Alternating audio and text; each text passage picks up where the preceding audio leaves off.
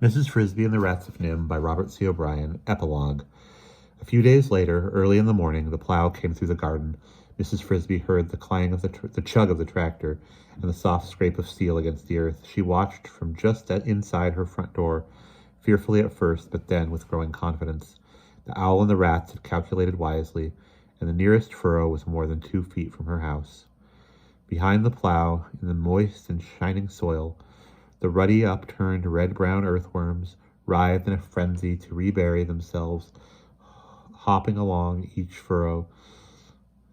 A flock of spring robins tried to catch them before they slid from sight, and when the plowing was done, and the worms had all disappeared, either eaten or safely underground, Mr. Fitzgibbon came back with the harrow, breaking down the furrows, and turned them all up again. It was a good day for the robins.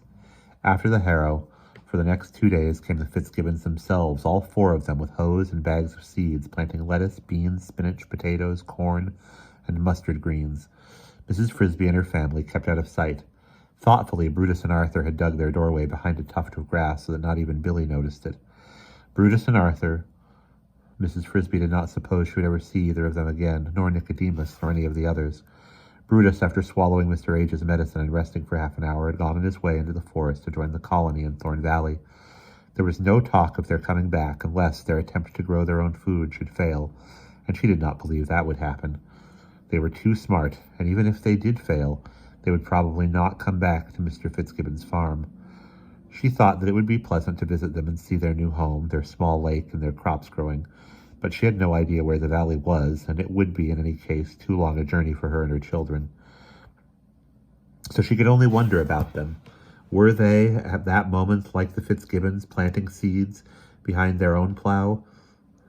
Some, like Isabel's mother, might grumble about the hardness of the new life they had chosen, yet the story of what had happened to Jenner and his friends, if it was Jenner and his friends, to say nothing of the destruction of their own home, would surely help to convince them that Nicodemus's ideas were right. The Fitzgibbons finished their planting, and for a week or 2 all was quiet, but it would not stay that way.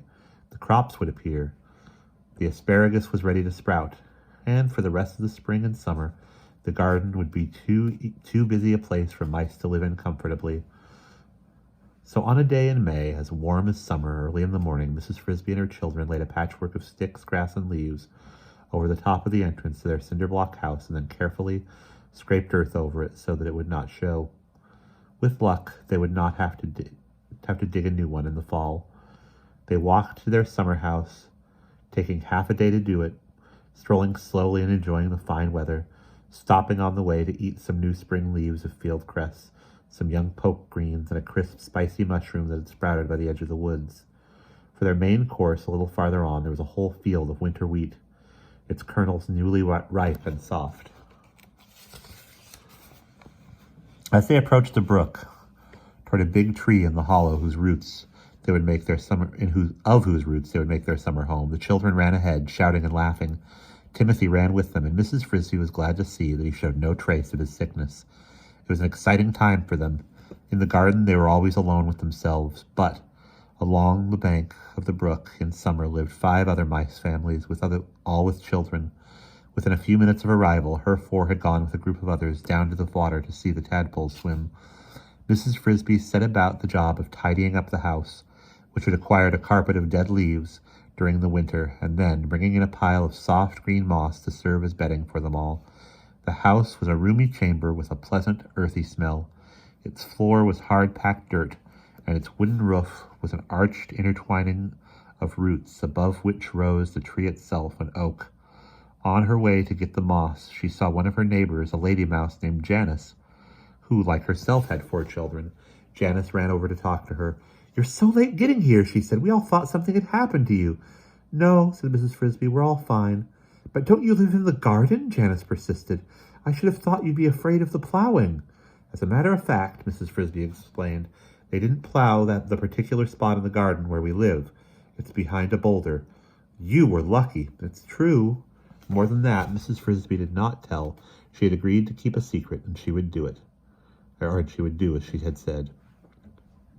Still, she thought after quite a long deliberation, it would probably be all right to tell her children. first making them promise to keep it secret. They were, after all, the children of Jonathan Frisby. For all she knew, and for all Nicodemus knew, they were likely to turn out to be quite different from other mice, and they had a right to know the reason. The following evening, therefore, when they had finished an early supper, she gathered them around her. "Children, I have a story to tell you, a long one." "Oh, good!" cried Cynthia. "What kind of a story?" "A true one, about your father and about the rats." "How can it be about father and the rats?" Teresa asked. "Because he was a friend of theirs." "He was?" said Martin incredulously. "I never knew that." "It was mostly before you were born." To everyone's surprise, Timothy said, "I thought he might be. I think Mr. Ages was too." "How did you know that?" "I didn't know it. I just thought it. A couple of times I saw Mr. Ages leaving their rose bush, and I knew that father used to visit him a lot, but I never saw him near the rose bush." Probably, Mrs. Frisby thought, because he would have been careful always to leave the blackberry bramble, just so we would not see him. They sat down outside the entrance to the house, and beginning at the beginning, with her first visit to the rats, she told them all that she had seen and done, and all that Nicodemus had told her. It took a long time to tell it, and she talked till the sun, and as she talked, the sun sank low, turning the sky red and lighting the tops of the mountains, beyond which, somewhere, the Rats of Nimh were living. The children's eyes grew round when she told them about the escape from Nimh, and even rounder when she described her own capture and escape from the birdcage. But in the end, the eyes of Teresa and Cynthia were filled with tears, and Martin and Timothy looked sad. Teresa said, "But, Mother, that's terrible. It must have been Justin. He saved Brutus and then went back. And he was so nice." Mrs. Frisby said, "It may have been Justin. We can't be sure. It could have been one of the others." Martin said, "I'm going to find out. I'm going to go to the Thorn Valley somehow, someday." "But it's too far. You don't know where it is." "No, but I'll bet Jeremy knows. Remember, he told you the rats had a clearing back in the hills. That must be Thorn Valley." He thought about this for a minute, then he added, "He might even fly me there on his back, the way he did you." "But we don't know where Jeremy is either. We don't see crows here," Mrs. Frisby reminded him. "No, but in fall, when we go back to the garden, I could find him then. If I got something shiny and put it out in the sun, he'd come to get it." Martin was growing excited at his idea. "Oh, Mother, may I?" "I don't know. I doubt that the rats will want visitors from the outside." "They wouldn't mind. After all, you helped them, and so did Father, and I wouldn't do any harm." "It's not something we have to decide tonight," said Mrs. Frisby. "I'll think about it. And now it's late. It's time for bed." The sun had set. They went into the house and lay down on the soft moss Mrs. Frisby had placed on the floor of their room under the roots. Outside, the brook swam quietly through the woods, and up above them the warm wind blew through the newly opened leaves of the big oak tree. They went to sleep. That is the end of Mrs. Frisby and the Rats of Nimh. There are sequels to this book, not by Robert C. O'Brien, but I think by one of his kids.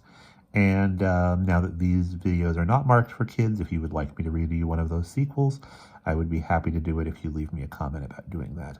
So until next time, this is Kent Kentley, and we will see you in the next book.